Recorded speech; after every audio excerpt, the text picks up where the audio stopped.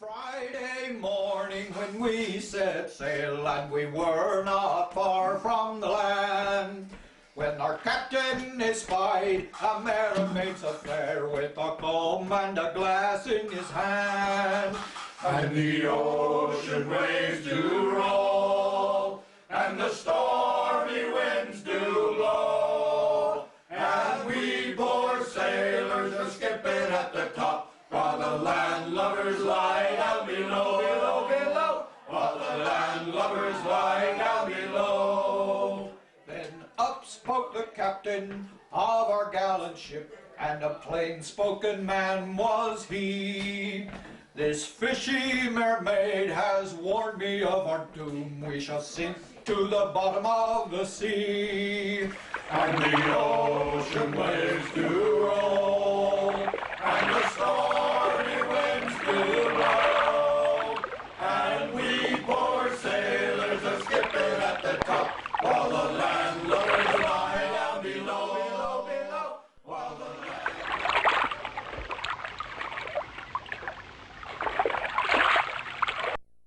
the About where we've been, we just had a wonderful trip down the coast. We started off at Peterborough and travelled some 20 kilometres by sea on a fairly good day. But the uniqueness of that is we were going to visit a wreck called the Loch Ard. The Loch Ard sunk in 1878. It hit Mutton Bird Island, which is at the base of Loch Ard Gorge. There was only 2 survivors from that. There were 52 people on it, and only 2 survived it, which was Edith Carmichael and Tom Pearce. So the shipwreck in that sense was very unique, and it was unique that there was people dying on it, of course. But the uniqueness of it was the end of an era.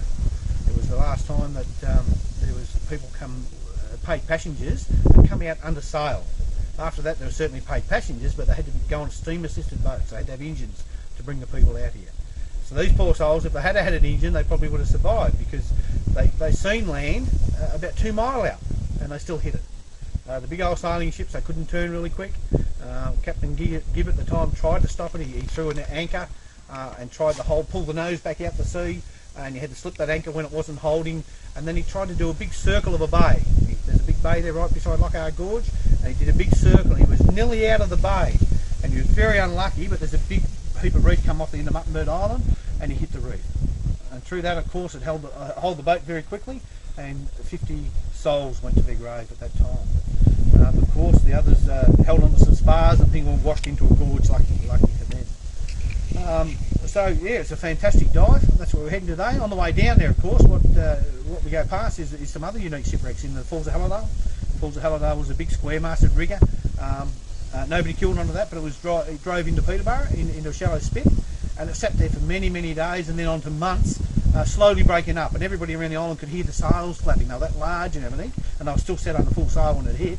But all these sails were flapping and stuff like that, and then later on there was some blasting happening, and some people recovered lots of stuff off it. But still a very unique wreck. Ship in a fair and favouring breeze, with a bully crew and a skipper to carry me o'er the seas. To carry me o'er the seas, my boys, to my true love far away. The expedition began in an adventurous way, launching the dive boats at the Bay of Island.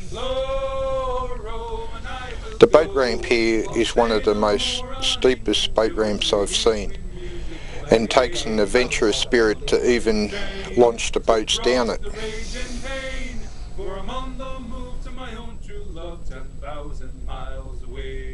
Oh, my true love was beautiful, and my true love was gay, but she's taking a trip in a government ship bound out to Botany Bay.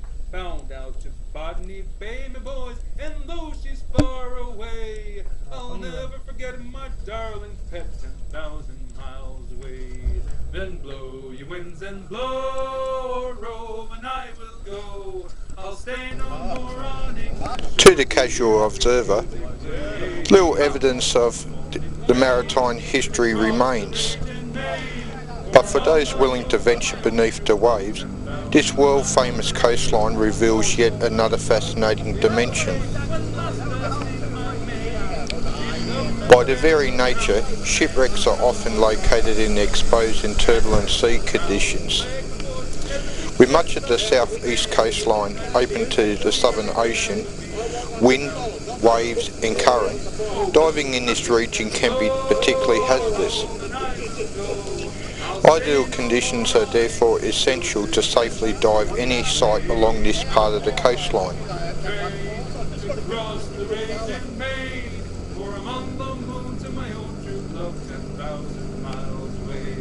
Well, I wished I was a bosun boat or sailor without fear. I'd man a boat in a way I'd float it straight to my true love steer.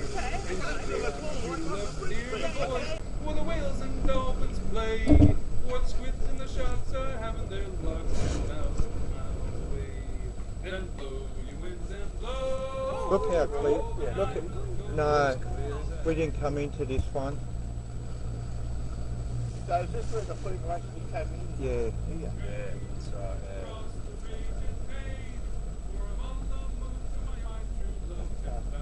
Water's pretty clear.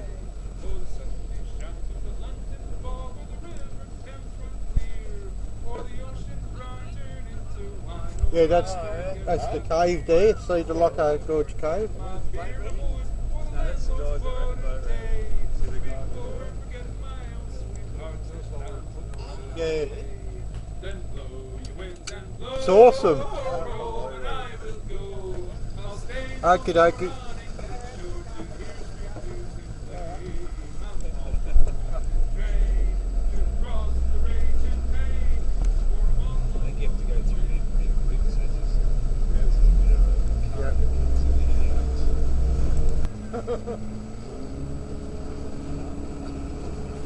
After months at sea, large international vessels making their way via the Great Circle route arrived unexpectedly out of position along the Southern Ocean of Australia. Most were headed for Bass Strait in the eastern colonies.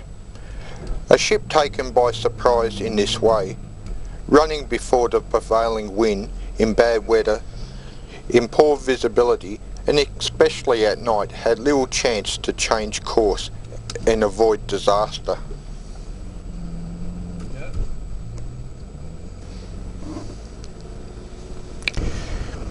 Genuine interest in our maritime heritage continues to grow, and exploration of our shipwrecks now contribute greatly to this enlightenment.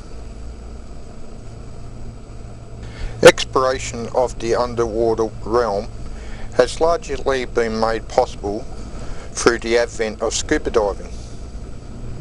Shipwrecks offer fascinating places to dive, from the viewing of remains of historical ships to the fish life and other marine organisms that inhabit such places.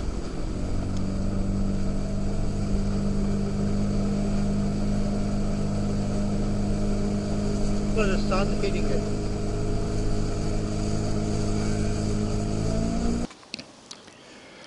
The Loch Ard left England on the 2nd of March 1878, bound for Melbourne, with crew and passengers and a large general cargo valued at £53,000.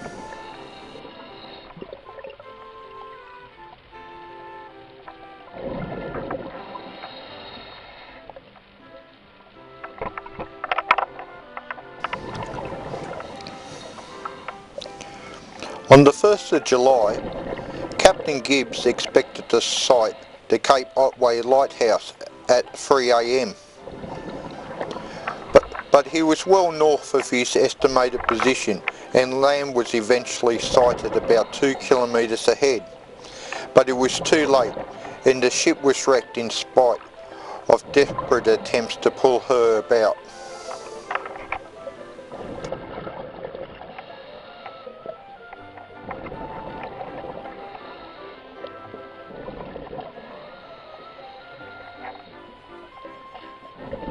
A total of 52 lives were lost in what remains Victoria's worst shipping disaster.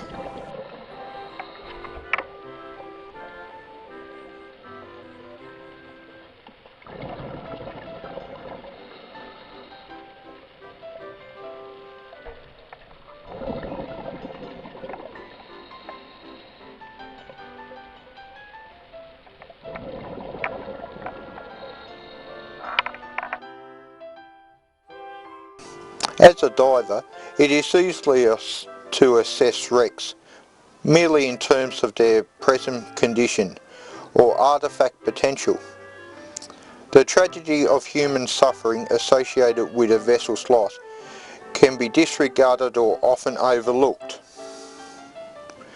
3 days after the wreck of the Loch Ard, a large packing case was washed into the Loch Ard Gorge. The case contained a superb example of Milton earthenware, which was bound for Melbourne's International Exhibition of 1880.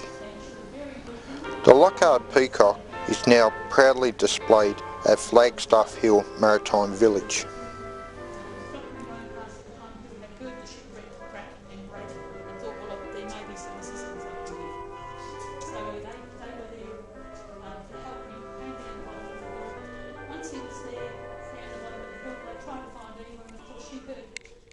I dreamed a dream the other night.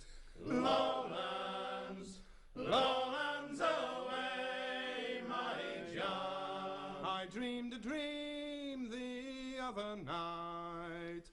Lowlands, my lowlands away. My love, she came all dressed in white. Lowlands, lowlands away, my John. My love, she came all dressed in white. Lowlands, my lowlands away.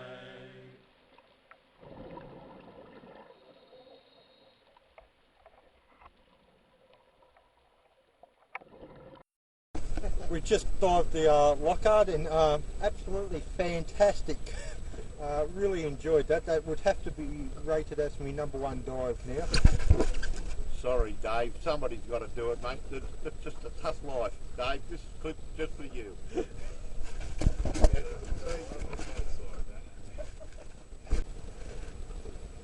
Oh, that's magic. Oh, Thank you very much. this is great. I mean, this is more than our dreams.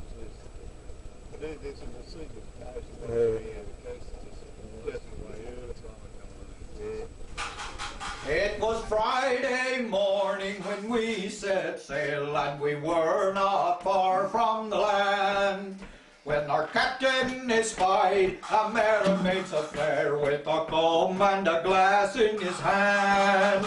And the ocean waves do roll, and the stormy winds do blow, and we poor sailors are skipping at the top, while the landlubbers lie down below, below, below, while the landlubbers lie down below. Then up spoke the captain of our gallant ship, and a plain-spoken man was he. This fishy mermaid has warned me of our doom, we shall see.